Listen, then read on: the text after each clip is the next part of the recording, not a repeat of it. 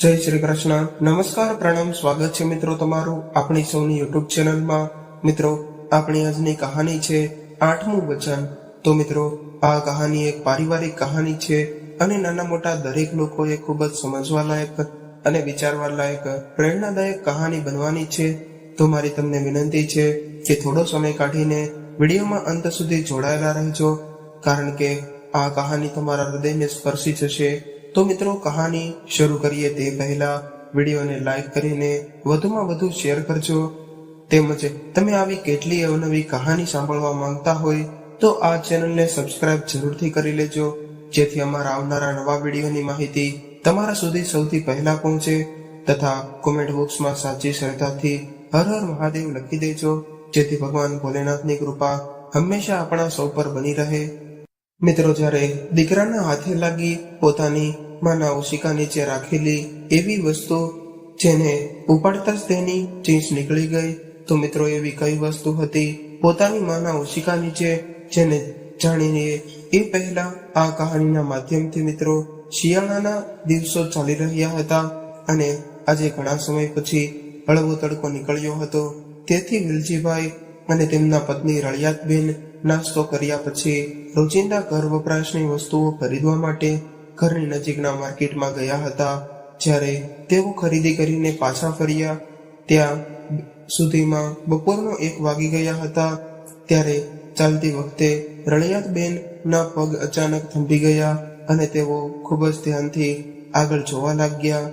ત્યારે તેમની સામે એક ખાનગી શાળાનું બિલ્ડિંગ હતું અને ત્યારે શાળા છૂટવાનો સમય હતો, એટલે શાળાનો ગેટ પૂરો ખુલ્લો હતો. એક પછી એક બધા બાળકો દોડતા દોડતા ગેટમાંથી બહાર આવી રહ્યા હતા. ત્યારે કેટલાય બાળકોની માતા તેમને લેવા માટે આવી હતી, તો કેટલાય બાળકોના પિતા તેમને લેવા માટે આવ્યા હતા. બહાર આવવાની સાથે જ બાળકો તેમના માતા પિતાને દિવસ દરમિયાન શાળામાં શું થયું તે ખૂબ જ આનંદ સાથે કહેતા હતા. ત્યારે બધા બાળકોના માતા પિતાના ચહેરા પર ખુશી દેખાતી હતી. ત્યારે રળિયાતબેન સતત શાળાના ગેટ પર શાળામાંથી બહાર આવવા વાળા દરેક બાળકને જોઈ રહ્યા હતા. ત્યારે વેલજીભાઈએ કહ્યું કે રળિયાત, તું ફરી અહીં રોકાઈ ગઈ. અરે, હું તને કેટલી વાર યાદ કરાવું કે હવે આપણો દીકરો અહીં નથી ભણતો. તેનું શિક્ષણ ઘણા વર્ષો પહેલા પૂરું થઈ ગયું છે અને તેણે આ શાળા ઘણા સમય પહેલા છોડી દીધી છે. શાળાને છોડે હવે એ આપણને અને આ દેશને પણ છોડીને ચાલ્યો ગયો છે.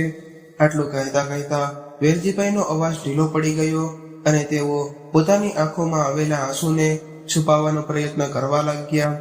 ત્યારે રળિયાતબેને કહ્યું કે એ બધું તો હું જાણું છું, તેમ છતાં ખબર નહીં, જ્યારે પણ હું આ શાળાની સામેથી પસાર થાઉં છું ત્યારે મારા પગ આપોઆપ થંભી જાય છે, એવી આશામાં કે આપણો દીકરો દોડીને આવશે અને મને ખુશીથી માં કહીને ગળે લગાડશે.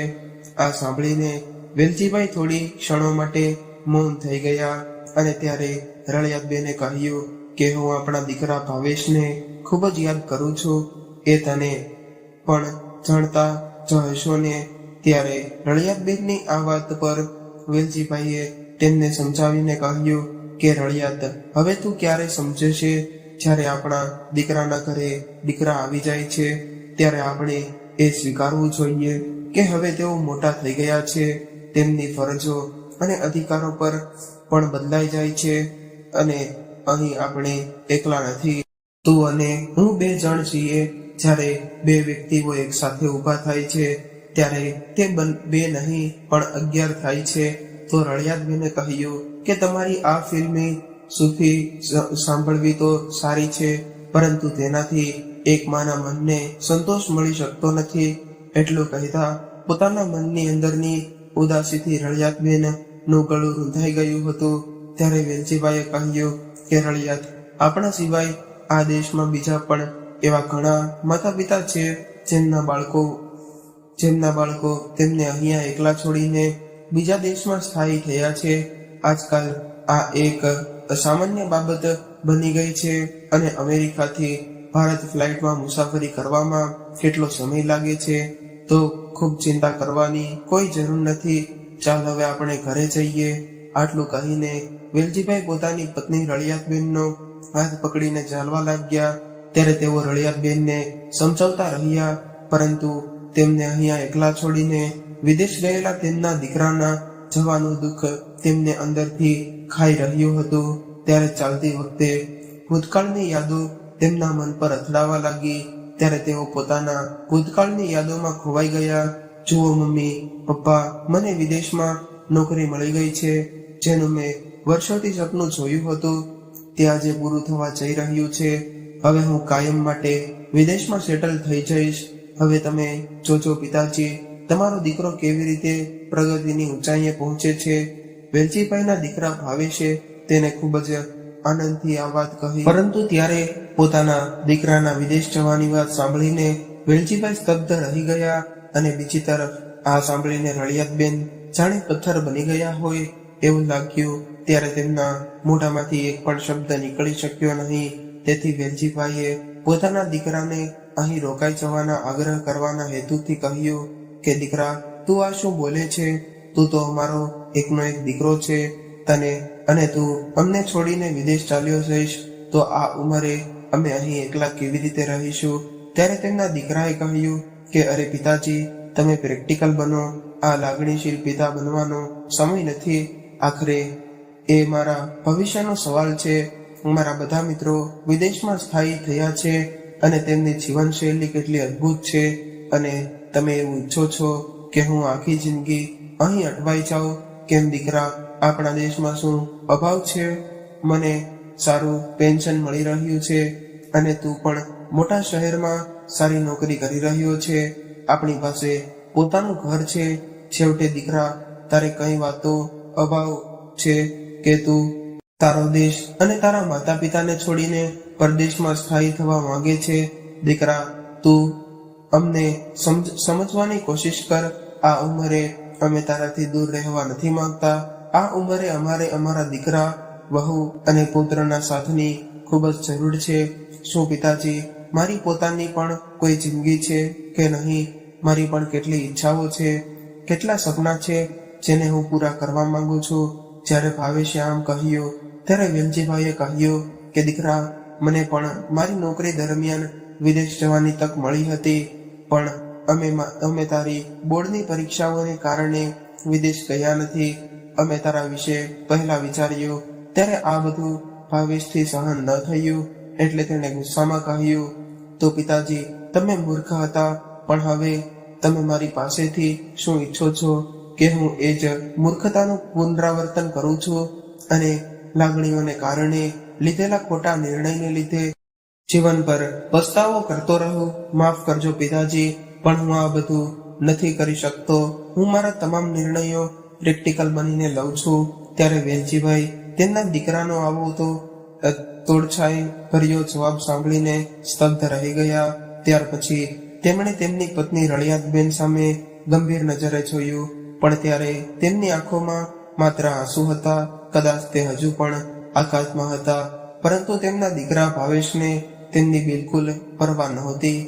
વિદેશમાં ઉજ્જવળ ભવિષ્યની ઝંખનાએ તેમને પાંખો આપી દીધી હતી. એટલે તે પોતાના માતા પિતાના ચહેરા પરની નિરાશા અને નિરાશાના હાવભાવને અવગણીને આખરે તે પોતાની પત્ની અને બાળકોને લઈને વિદેશ જવા માટે ઉપડી ગયો અને અહીંયા તેમના પોતાના વૃદ્ધ માતા પિતાને એકલા જીવવા મરવા માટે છોડી દીધા. ત્યારે જૂની વાતો યાદ કરતા કરતા વેલજીભાઈ ક્યારે પોતાના ઘરે પહોંચી ગયા તેનું તેમને ભાન જ ન રહ્યું. સામાનની થેલી ઘરની બહાર દરવાજા પાસે રાખીને વેલજીભાઈએ પોતાની પત્ની રળિયાતબેન તરફ હાથ લંબાવ્યો. કહ્યું કે રળિયાત, ચાવી આપ. પરંતુ ત્યારે રળિયાતબેને કંઈ કહ્યું નહીં. એટલે વેલજીભાઈએ ફરીવાર કહ્યું કે રળિયાત, તું શું કરે છે?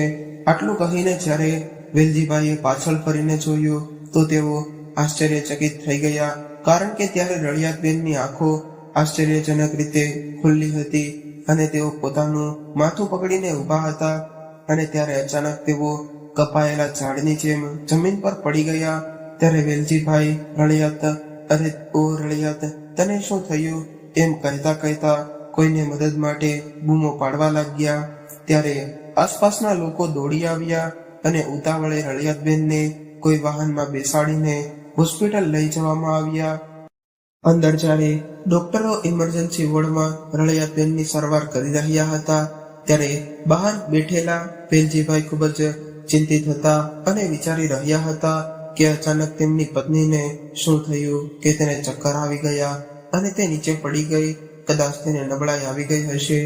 આવું વિચારતી વખતે વેલજીભાઈ પોતાના મનને સમજાવવાની કોશિશ કરી રહ્યા હતા તો બીજી તરફ તેઓ વિચાર આવતો હતો કે મારી રળિયાતને કદાચ કોઈ ગંભીર બીમારી હશે. આ બધી આશંકા તેઓ કોઈનો અંત નથી. ત્યાર પછી ગભરાઈને તેમણે તેમના દીકરાને ફોન કર્યો. 2-3 વાર કોશિશ કરવા છતાં પણ ભાવેશે તેમનો ફોન ઉપાડ્યો નહીં. થોડી વાર પછી ઇમરજન્સી વોર્ડમાંથી એક નર્સ બહાર આવી. ત્યારે વેલજીભાઈએ તેમને પૂછ્યું કે મારી પત્ની રળિયાતની હાલત હવે કેવી છે? તો ત્યારે નર્સે કહ્યું કે હજુ તેમની સારવાર ચાલુ છે. તમે રિસેપ્શન પર 50,000 રૂપિયાની ચૂકવણી જમા કરો. ત્યારે વેલજીભાઈએ રિસેપ્શન બારી પાસે ગયા અને તેમના મોબાઈલમાંથી પૈસા ટ્રાન્સફર કર્યા. બીજા દિવસે જ્યારે રળિયાતબેનના બધા રિપોર્ટ્સ આવ્યા પછી જે કંઈ પણ બહાર આવ્યું તે જાણીને વેલજીભાઈના પગ તળેથી જમીન સરકી ગઈ. કારણ કે રળિયાતબેનને કેન્સર હતું. ત્યારે થોડી વાર માટે તો વેલજીભાઈને લાગ્યું કે તેમના શરીરમાં પ્રાણ જ નથી રહ્યા. પરંતુ ત્યાર પછી તેમણે પોતાની જાતને છૂટવા ન દીધી અને મનમાં વિચાર્યું હતું કે હું મારી પત્નીને કોઈ પણ રીતે પરેશાન નહીં થવા દઉં. પછી તેમણે તેમના દીકરા ભાવેશને ફોન કર્યો અને વેલજીભાઈએ તેમને આખી વાત કહી. તો ભાવેશે કહ્યું કે પિતાજી, તમે બિલકુલ ચિંતા ન કરશો, મારી માં જલ્દી ઠીક થઈ જશે. તમે ફક્ત તેમના ખોરાક અને દવાઓનું ધ્યાન રાખો. ત્યારે પોતાના દીકરા સાથે ફોન પર વાત કરીને વેલજીભાઈનું હૃદય પણ થોડું હળવું થઈ ગયું. રળિયાતબેનને 3 દિવસ પછી હોસ્પિટલમાંથી રજા આપવામાં આવી અને હવે તેઓ પોતાના ઘરે આવી ગયા હતા. ત્યારે વેલજીભાઈ તેમની ખૂબ જ કાળજી રાખતા હતા. આજે ખુદ વેલજીભાઈએ પોતાના હાથે તેમની પત્ની માટે પૌષ્ટિક ખોરાક બનાવ્યો અને સમયસર દવાઓ આપી અને હવે તેઓ રોજ સવારે કે સાંજે રળિયાતબેનને તેમની સાથે પાર્કમાં ફરવા માટે લઈને જતા અને તેમને ચેકઅપ અને સારવાર માટે ટેક્સીમાં બેસાડીને હોસ્પિટલ લઈ જતા હતા. ત્યારે પોતાના પતિ વેલજીભાઈનું આવું સમર્પણ જોઈને રળિયાતબેનની આંખો આંસુઓથી ભરાઈ આવી. પરંતુ ત્યારે વેલજીભાઈએ નક્કી કર્યું હતું કે તેઓ પોતાની પત્ની રળિયાતબેનને કંઈ થવા નહીં દે અને તેમની શક્તિ તેટલી શ્રેષ્ઠ સારવાર કરવા પછી પોતે પણ દમ લેશે.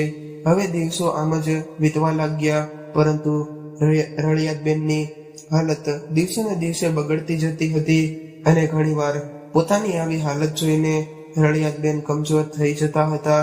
પરંતુ ત્યારે વેલજીભાઈ હંમેશા તેમને હિંમત આપવાનો પ્રયત્ન કરતા રહેતા અને કહેતા કે રળિયાત સારી સારવાર અને વિશ્વાસની મદદથી મોટામાં મોટા રોગોને પણ હરાવી શકાય છે. પરંતુ ત્યારે વેલજીભાઈ પોતે ક્યારેય એકલા બેસીને રડી લેતા હતા. ત્યારે પોતાની પત્નીની બીમારીને કારણે વેલજીભાઈ માનસિક પીડા તદ ઉપરાંત આર્થિક સમસ્યાઓની પણ ઝઝૂમવા લાગ્યા હતા. ત્યારે પોતાના હૃદય પરનો બોજ હળવો કરવા માટે એક દિવસ વહેલી સવારે વેલજીભાઈએ ફરીથી પોતાના દીકરાને ફોન કર્યો. ત્યારે તેમનો દીકરો ગુસ્સે થયો અને બોલ્યો કે પિતાજી, તમે સમય તો જુઓ, અહીંયા રાતના 11:30 વાગ્યા છે. કદાચ તમને ત્યાં કોઈ કામ નહીં હોય, પરંતુ હું અહીં કામમાં ખૂબ જ વ્યસ્ત છું. ત્યારે વેલજીભાઈએ નિરાશ થઈને કહ્યું કે દીકરા, મને સમજવાની કોશિશ કર. અહીંયા તારી માની તબિયત બિલકુલ સારી નથી, એટલે શક્ય હોય એટલી જલ્દી તમે લોકો અહીં આવી જાઓ. પરંતુ પિતાજી, મારી માની તબિયત સારી નથી તો એમાં હું શું કરી શકું? વૃદ્ધાવસ્થામાં આ બધું તો ચાલ્યા કરે છે. તમે તેને કોઈ સારા ડોક્ટરને બતાવો. આમ પણ તેમની બીમારી મારા ત્યાં આવવાથી થોડી મટી જવાની છે. અને પિતાજી, તમે આવી નાની નાની બાબતો માટે મને ફોન કરીને પરેશાન ન કરો. જો વધારે જરૂર હોય તો તમે મને મેસેજ કરી દેજો, હું તમને જાતે ફોન કરી લઈશ. હવે હું ફોન મૂકું છું, કારણ કે સવારે મારે વહેલા ઓફિસમાં જવાનું છે. એટલું કહીને પોતાના દીકરાએ ફોન મૂકી દીધો. ત્યારે વેલજીભાઈ પોતાના દીકરાના મોઢેથી આવું સાંભળીને સ્તબ્ધ રહી ગયા. એટલામાં અંદરથી અવાજ આવ્યો, શું થયું? તમે ભાવેશ સાથે વાત કરી રહ્યા હતા, મારી જોડે પણ તેની વાત કરાવી દેજો. દેવી હતી ને? રળિયાતબેન પોતાના રૂમમાં સુતા સુતા બોલ્યા. પછી વેલજીભાઈ અંદર આવ્યા અને તેમના ચહેરા પર હળવા સ્મિત સાથે તેમણે કહ્યું કે રળિયાત, આ સમયે ત્યાં રાત થઈ ગઈ છે. અહીં મેં ધ્યાનમાં પણ નહોતું લીધું. એ બધા લોકો સૂતા હતા. મેં એને વગર કારણના પરેશાન કર્યા. હું તને કાલેથી તે સાથે વાત કરાવી દઈશ. પણ ભાવેશે તમને શું કહ્યું? તે આપણને મળવા ભારત ક્યારે આવશે? ત્યારે રળિયાતબેનના આ પ્રશ્ન પર વેલજીભાઈ વિચારમાં પડી ગયા. પછી તેમણે ગભરાઈને કહ્યું કે હા રળિયાત, તે પોતાની ઓફિસમાં રજા લેવાનો પ્રયત્ન કરી રહ્યો છે. તેને રજા મળતા જ તે જલ્દી તેને મળવા માટે દોડી આવશે. ત્યારે વેલજીભાઈ પોતાની વાત કહીને તરત જ બહાર નીકળી ગયા. કારણ કે તેમની પત્નીથી સત્યને લાંબો સમય સુધી છુપાડવું એ એમના હાથમાં ન હતું. પરંતુ થોડી જ વારમાં રળિયાતબેને વિલાપ કરવાનું શરૂ કર્યું. તેથી વેલજીભાઈ ઝડપથી તેમની પાસે ગયા અને જઈને જોયું તો રળિયાતબેનની હાલત ખૂબ જ ખરાબ લાગી રહી હતી. એટલે તેમણે તરત જ ટેક્સી બોલાવી અને રળિયાતબેનને લઈને હોસ્પિટલ ગયા. થોડી વાર પછી ડોક્ટર સાહેબ વેલજીભાઈ પાસે આવ્યા. તે સમયે રળિયાતબેન સૂતા હતા. ત્યારે ડોક્ટર કહેવા લાગ્યા કે જુઓ વેલજીભાઈ, તમારા પત્ની રળિયાતબેનની હાલત ગંભીર બની રહી છે. તેમને બોન મેરો ટ્રાન્સપ્લાન્ટની જરૂર છે. ઓકે ડોક્ટર સાહેબ, હું બોન મેરો ડોનર કરવા માટે તૈયાર છું. ના શ્રીમાન વેલજીભાઈ, તમારી મજ્જા મેચ નહીં થાય. હા, તમારો દીકરો અસ્થિ મજ્જાનું ડોનર કરી શકે છે અથવા રળિયાતબેનના ભાઈઓ અને બહેનોમાંથી કોઈ પણ ડોનેટ કરી શકે છે. ત્યારે વેલજીભાઈએ કહ્યું કે ડોક્ટર સાહેબ, અમારો દીકરો તો વિદેશ રહે છે. ઠીક છે, હું તેના વિશે મારા દીકરા સાથે વાત કરી લઈશ. પરંતુ વેલજીભાઈ, તમે જલ્દી કરો. અસ્થિ મજ્જા પ્રત્યારોપણની એક લાંબી પ્રક્રિયા છે અને અમારી પાસે સમય ઓછો છે. હા, એ માટે ઓછામાં ઓછો 20 થી 22 લાખનો ખર્ચો થશે. અને જો ટ્રાન્સપ્લાન્ટ સમયસર કરવામાં આવે તો તેમની બચવાની શક્યતા 50%થી વધુ છે. નહીં તો શું ડોક્ટર સાહેબ? નહીંતર વધુમાં વધુ 1 કે 2 મહિના, આનાથી વધુ નહીં. ત્યારે પોતાની પત્નીના જતી રહેવાના વિચારથી વેલજીભાઈની અંદરથી કંપી ઉઠ્યા. ત્યારે ડોક્ટરે કહ્યું, અને હા વેલજીભાઈ, એક વાત ખાસ ધ્યાનમાં રાખો કે તમારે તેમની દવાનું ખાસ ધ્યાન રાખવું પડશે. આ બીમારીમાં કોઈ પણ વ્યક્તિએ દવાનો એક ડોઝ પણ ચૂકવો જોઈએ નહીં તો કંઈ પણ થઈ શકે છે. થોડા સમય પછી વેલજીભાઈ પોતાની પત્ની રળિયાતબેનને પોતાની સાથે ઘરે લઈ આવ્યા. બીજા દિવસે જ્યારે તેમણે તેમના દીકરાને ફોન કર્યો ત્યારે ભાવેશ ફોન ઉપાડતા જ ગુસ્સે થઈ ગયો અને બોલ્યો કે પપ્પા, મેં તમને કહ્યું હતું ને કે મને વારંવાર ફોન કરીને ડિસ્ટર્બ ન કરો. એ તો સારું છે કે દીકરા, પણ તારી માં, અરે પપ્પા, મારી મમ્મીની બીમારીના નામે મહેરબાની કરીને મને બ્લેકમેલ કરવાનું બંધ કરો. પછી અંચકાતા અવાજે વેલજીભાઈએ કહ્યું કે ખરેખર દીકરા, વાત એમ છે કે તારી મારી સારવાર માટે મારે પૈસાની જરૂર છે. મારી પાસે જેટલા પૈસા હતા તે તેમની દવાઓ પાછળ ખર્ચાઈ ગયા છે અને મારું પેન્શન આવવામાં પણ હજુ ઘણા દિવસો બાકી છે. અને મારું પેન્શન પણ એટલું નથી કે મારા પેન્શન પર આધાર રાખીને તારી માની સારવાર ચાલુ રાખી શકાય. અરે તો પપ્પા, આટલું મોટું ઘર છે, એ ક્યારે ઉપયોગ થશે? તમે ઘર ગીરવે મૂકીને બેંકમાંથી પૈસા લો અને તમારા ઘરની જે કોઈ પણ જરૂર નથી. પણ દીકરા, આ કામમાં સમય લાગશે અને આપણી જોડે એટલો સમય નથી. પછી પોતાના પિતાને અટકાવતા ભાવેશે કહ્યું કે જુઓ પિતાજી, તમે સમજવાની કોશિશ કરો. હું અત્યારે મારા કામમાં વ્યસ્ત છું. હવે તમારે જે કહેવું હોય તે મને SMS પર મોકલી શકો છો. બસ તમે મારી જોડે પૈસા મોકલવાની અપેક્ષા રાખતા નહીં. એટલું કહીને તેણે ફોન કાપી નાખ્યો. ત્યારે પોતાના દીકરાની આવી વાત સાંભળીને વેલજીભાઈએ મનમાં કહ્યું, જો માતા પિતા સપનામાં પણ પોતાના સંતાનોને મુશ્કેલીમાં જુએ તો તેઓ ગભરાઈ જાય છે, પણ મા બાપને આટલી તકલીફો આપ્યા પછી પણ પોતાના બાળકોને સહેજ પણ ગભરાહટનો અનુભવ થતો નથી. આપણા પોતાના બાળકો મોટા થઈને આટલા સ્વાર્થી અને પથ્થર દિલના કેવી રીતે બની જાય છે? તેઓ ખુરશી પર બેસીને લાંબા સમય સુધી કંઈક વિચારતા રહ્યા. પોતાના ગાલને હથેળી પર રાખીને વેલજીભાઈ તેમના પુત્રના શબ્દોથી તીવ્ર પીડા અનુભવી રહ્યા હતા. ત્યારે પોતાની આંખોમાંથી ખટપટતા ખારા પાણીએ તેમને હથેળીઓ અને ગાલ ચીકણો બનાવી લીધો હતો. ત્યાર પછી વેલજીભાઈ ઊભા થયા અને પોતાનો ચહેરો ધોયો અને ફરીથી ચહેરા પર બનાવતી સ્મિત સાથે પોતાની પત્ની રળિયાતબેન પાસે તેમને દવા આપવા માટે ગયા. ત્યારે રળિયાતબેને કહ્યું કે તમે મારું કેટલું ધ્યાન રાખો છો, દવાનો એક ડોઝ પણ ભૂલતા નથી. ના રળિયાત, તે હંમેશા ભરાઈ આવ્યો અને આંખમાંથી આંસુ વહેવા લાગ્યા. પછી થોડી વાર મૌન રહીને પછી રળિયાતબેન બોલ્યા, તમને એ દિવસ યાદ છે જ્યારે તમે મારો હાથ પકડીને કહ્યું હતું કે મારે તારી પાસેથી આપણા લગ્નનું 8મું વચન જોઈએ છે? ત્યારે મને આશ્ચર્ય થયું હતું કે શું 7 વચન ઓછા હતા કે હવે એક વધુ માંગો છો? તો તમે મને કહ્યું હતું કે મારે આ વચન જોઈએ છે કે હું ઈચ્છું છું કે તને હંમેશા મને આ રીતે રિપોર્ટ કરો અને પરિસ્થિતિ ગમે તેવી આવે, ગમે તેવી મુશ્કેલી આવે તો પણ તું મને છોડશે નહીં, અને મેં તને એ વચન પણ આપ્યું હતું. આટલું કહીને રળિયાતબેને પોતાના પતિ વેલજીભાઈનો હાથ પોતાના હાથમાં લીધો અને રડતા રડતા કહ્યું કે આજ સુધી મેં તમને આપેલું વચન પાળ્યું હતું, પણ હવે ત્યારે આ સાંભળીને વેલજીભાઈ જેઓ અત્યાર સુધી પોતાની પત્નીની સામે મજબૂત હૃદયથી બેઠા હતા, તે અચાનક ભાંગી પડ્યા અને રળિયાતબેનને ગળે લગાડીને ખૂબ જ રડી પડ્યા. ત્યારે બંને બાજુથી આંસુ વહી રહ્યા હતા.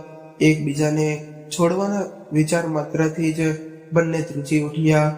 બસ રળિયાત, ખૂબ થયું રડવાનું, હવે તારે મારા માટે ઠીક થવું પડશે, એટલે ખાલી પેટની આ દવા ઝડપથી પી લે, પછી નાસ્તો પણ કરવો પડશે.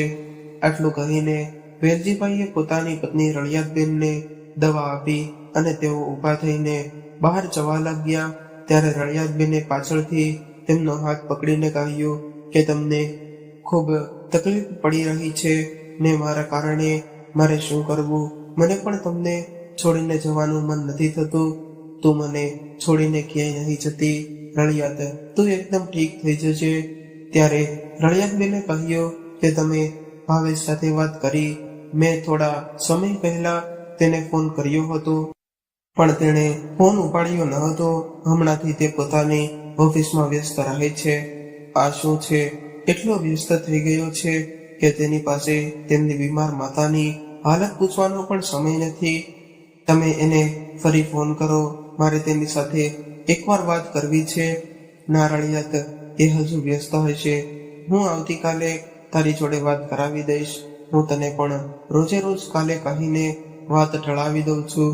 એકવાર મને મારા દીકરા સાથે વાત કરવા તો દો.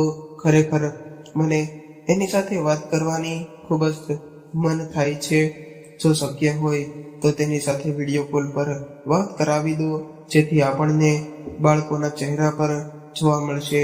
અને રળિયાતબેને જ્યારે તેમના દીકરાને વિડીયો કોલ કર્યો પણ કોઈ જવાબ ન મળ્યો, એટલે રળિયાતબેનના વારંવારના આગ્રહ પર વેલજીભાઈએ ફોન કર્યો અને ત્યારે બીજી બાજુથી અવાજ આવ્યો, તમે લોકો મારી પાસેથી શું ઈચ્છો છો?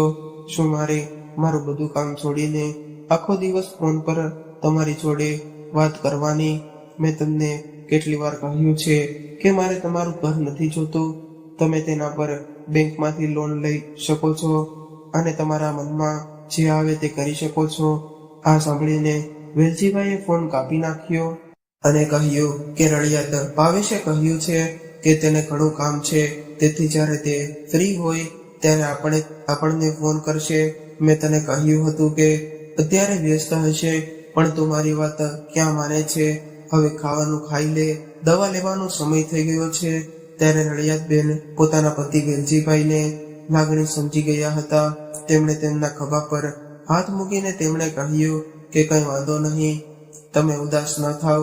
દીકરાનું પણ પોતાનું જીવન છે અને તે પોતાના પગ પર ઊભો છે, ખુશ છે. આનાથી વધારે આપણે શું જોઈએ છે? આપણે તેની ખુશીમાં જ આપણી ખુશી શોધવી જોઈએ. તે કામમાં વ્યસ્ત રહે છે તો શા માટે આપણે તેને બળજબરીથી અહીં બોલાવીને તેની પ્રગતિમાં અવરોધ લાવીએ? રળિયાતબેને પોતાની આંખોમાં આંસુ છુપાવવાનો પ્રયાસ કરતા કહ્યું, અરે, દવા લેવા માટે પોતાનો હાથ લંબાવ્યો. પછી થોડી વાર પછી પાણીનો ગ્લાસ પાછો આપતા તેમણે કહ્યું કે મારી એક ઈચ્છા છે કે તમે મને વચન આપો કે તમે મારી એ ઈચ્છા ચોક્કસ પૂરી કરશો. ત્યારે વેલજીભાઈએ તેમની સામે પ્રશ્નાર્થ નજરે જોયું. પછી રળિયાતબેને કહ્યું કે હું એવું ઈચ્છું છું કે મારા મૃત્યુ પછી મારા અંતિમ સંસ્કાર ભાવેશના હાથે જ કરવામાં આવે. ફક્ત મારો દીકરો જ મારા અંતિમ સંસ્કાર કરવો જોઈએ. ત્યારે વેલજીભાઈએ ધ્રુસતા સ્વરે કહ્યું કે આ શું બોલો છો રળિયાત? તું ક્યાંય નથી જવાની, હવે રહેવા દો. હું બધું જાણું છું. જ્યારે ડોક્ટર તમને મારી સ્થિતિ વિશે કહેતા હતા ત્યારે મને ઊંઘ નહોતી આવી. મેં બધું સાંભળ્યું હતું. વેલજીભાઈ આ સાંભળીને આશ્ચર્યચકિત થઈ ગયા. ત્યારે રળિયાતબેને કહ્યું, બસ મને આ વચન આપો કે તમે મારી છેલ્લી ઈચ્છા ચોક્કસ પૂરી કરશો. ના રળિયાત, તું તો જાણે જ છે કે આ ઈચ્છા પૂરી કરવી એ મારા હાથમાં નથી. હું તારા માટે નાસ્તો લઈને આવું છું. વેલજીભાઈએ આંસુ ભર્યા સ્વરે કહ્યું અને રસોડામાં જઈને તેઓ દિલથી રડ્યા. ત્યારે પોતાની પત્ની રળિયાતબેનની બગડતી હાલત તેમને પરેશાન કરી રહી હતી. એક અજ્ઞાત ભય હૃદયમાં દરેક ક્ષણે ઘૂસી જાય છે. અને 3 દિવસ વીતી ગયા અને વેલજીભાઈનો મોબાઈલ રણક્યો. તેમણે જોયું તો તેમના દીકરાનો કોલ હતો. ત્યારે ભારે ઉત્સુકતા સાથે તેમણે ફોન ઉપાડ્યો અને બીજી બાજુથી અવાજ આવ્યો, પપ્પા, હું ઇન્ડિયા આવું છું. આ સાંભળીને વેલજીભાઈનો ચહેરો ચમકી ઉઠ્યો અને તેઓ બોલ્યા કે સાચે જ દીકરા, તું આવી રહ્યો છે? હું ક્યારે આવે છો? બસ પપ્પા, હું 4 દિવસ પછી ત્યાં પહોંચીશ. સારું, તો ઠીક છે, હું ડોક્ટર સાથે એપોઇન્ટમેન્ટ લઈ લઉં છું. ત્યારે વેલજીભાઈના મનમાં એક આશા જાગી. તો ભાવેશ બોલ્યો, પણ પપ્પા, હું મારી કંપનીની એક મીટિંગમાં આવું છું. તો આમાં ડોક્ટરનો શું મતલબ છે? હું ત્યાં બિઝનેસ મીટિંગ માટે આવું છું. જો કે તે થોડું મુશ્કેલ હશે. હું થોડો સમય કાઢીને આવીને તમને મળીશ. અને હા પિતાજી, મારો એક મિત્ર શહેરમાં જ બેંક મેનેજરની પોસ્ટ પર છે. મેં તેને ઘર ગીરવે મૂકીને લોન લેવાની વાત કરી હતી. તો તેને કહ્યું છે કે તે શક્ય તેટલું જલ્દી કામ પૂર્ણ કરશે. હવે હું આવું છું, તેથી બેંકમાંથી લોન લેવા સંબંધિત તમામ ઔપચારિકતાઓ પણ પૂર્ણ કરાવી દઈશ અને તમારા ઘરના કાગળો અગાઉથી કાઢી રાખજો. હું તેમને એવી ઈચ્છું છું કે બેંક પેપર વર્ક મારી સામે જ થાય, જેથી તમને લોકોને પૈસા સંબંધિત તમામ સમસ્યાઓથી છુટકારો મળે અને સાથે મારી સમસ્યાઓ પણ. આટલું કહી તેને ફોન કાપી નાખ્યો. આજે તેને તેમના દીકરાની વાત સાંભળીને વેલજીભાઈ ના વિશ્વાસનું બીજું પાસું પણ દમ તોડી ચૂક્યું હતું. ત્યારે તેમના હૃદય કે દિમાગનો કોઈ પણ ભાગ એ સ્વીકારવા તૈયાર ન હતો કે કોઈ દીકરો આટલો સ્વાર્થી હોઈ શકે. ત્યારે તેમની આંખો લાલ હતી. ત્યારે તે આંખોમાંથી જાણે લોહીના ટીપા ટપકવા માંડશે એવું લાગતું હતું. પણ થોડી વાર પછી તેમણે પોતાની જાત પર કાબુ રાખ્યો અને આંખોમાંથી આંસુ લૂછ્યા અને ફરીથી ચહેતા પર સ્મિતનો માસ્ક પહેર્યો અને તેઓ પોતાની પત્ની રળિયાતબેન પાસે ગયા અને કહ્યું કે રળિયાત, તમને ખબર છે તારો દીકરો ભારત આવી રહ્યો છે? આ સાંભળીને રળિયાતબેનની આંખોમાં ચમક આવી ગઈ અને તેઓ હસતા હસતા બોલી ઉઠ્યા, તમે સાચું કહો છો, મારો દીકરો મને મળવા માટે આવી રહ્યો છે. આ રળિયાત જૂઠું બોલીને મને શું મળશે? ઠીક છે, તો તે ક્યારે આવે છે? તેના બાળકો પણ તેની સાથે આવશે કે? ત્યારે વેલજીભાઈએ કહ્યું કે 4 દિવસ પછી તે અહીંયા પહોંચી જશે. પણ એ એકલો આવશે. ખરેખર તેની શહેરમાં એક મીટિંગ છે જેને કારણે તે ભારત આવી રહ્યો છે. એ મીટિંગ પૂરી કર્યા પછી તે થોડા સમય માટે આપણને મળવા આવશે. શું તે ફક્ત થોડા સમય માટે જ આવી રહ્યો છે? આ સાંભળીને રળિયાતબેનનું સ્મિત પલવળમાં નિરાશામાં ફેરવાઈ ગયું. અને હા રળિયાત, હું શું કરું? આપણો દીકરો પોતાના કામમાં ખૂબ વ્યસ્ત છે. ઠીક છે, મારી દવાનો સમય થઈ ગયો છે. હું તને દવા ખવડાવી દઉં છું. ઓ ના, હું દવા સાથે લઈ લઈશ. પાણી નજીકમાં જ પડ્યું હતું. ત્યારે રળિયાતબેને કહ્યું. ત્યારે વેલજીભાઈએ કહ્યું, ઠીક છે રળિયાત, તું તારી દવા લઈ લે અને સૂઈ જા. ખૂબ મોટું થઈ ગયું છે.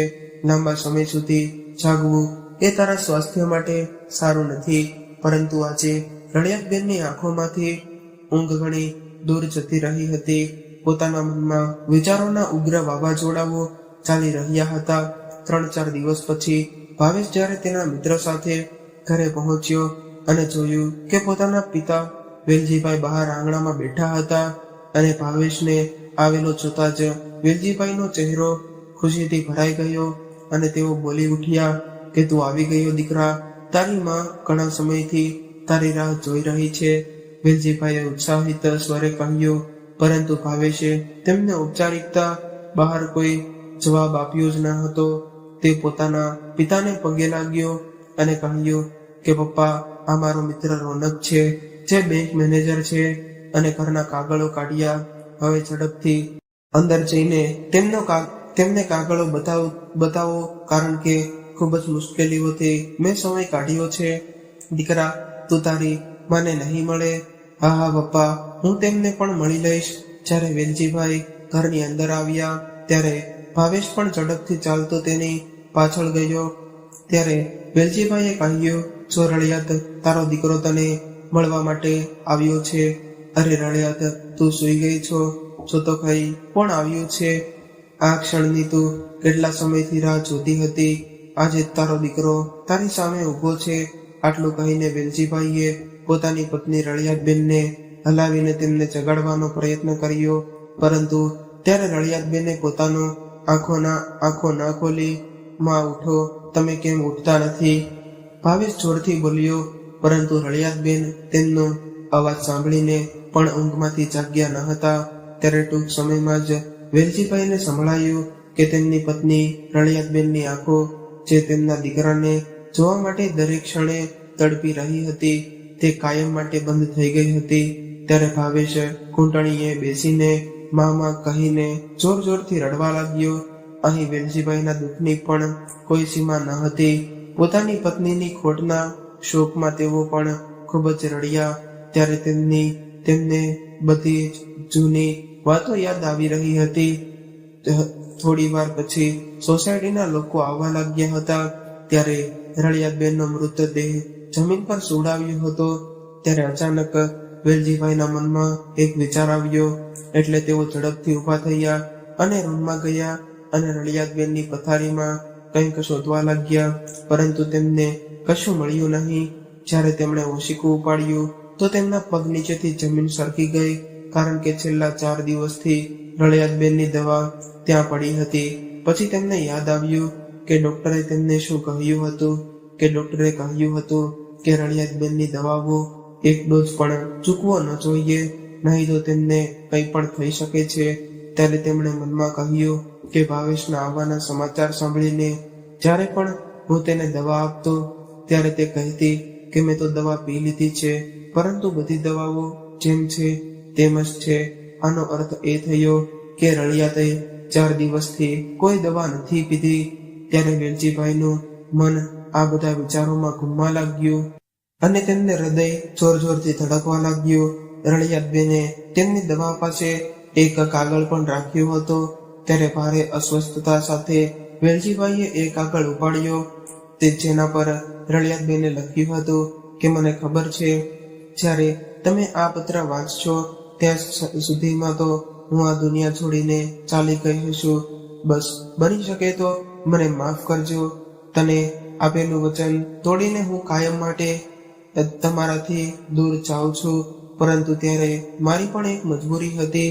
કારણ કે આપણો દીકરો ભાવેશ આપણી પાસે થોડા કલાકો માટે જ આવતો હતો, ત્યારે મારી છેલ્લી ઈચ્છા પૂરી કરવાનો મારી પાસે બીજો કોઈ રસ્તો ન હતો. ત્યારે વેલજીભાઈને આ પત્ર વાંચતા જ તેમના મનમાં ધરતીકંપ આવી ગયો અને તેમનું આખું શરીર ધ્રુજવા લાગ્યું અને તે જમીન પર બેસી ગયા. ત્યારે ભાવેશે પોતાના પિતાના હાથમાંથી એ પત્ર લીધો અને વાંચવાની સાથે જ તેની આંખોમાં આંસુ આવી ગયા. પછી વેલજીભાઈના ખભા પર હાથ મૂકીને તેણે ધ્રુજતા અવાજે કહ્યું, પિતાજી, તમે પોતાની જાતને સંભાળો. પરંતુ ભાવેશે જ્યારે તેમના પિતાને સ્પર્શ કર્યો ત્યારે તેમની ગરદન ઝૂકી ગઈ ને નિર્જીવ બની ગયા હતા અને તે આ ક્રૂર દુનિયાને છોડીને તેમની પત્ની રળિયાતબેન સાથે જતા રહ્યા હતા.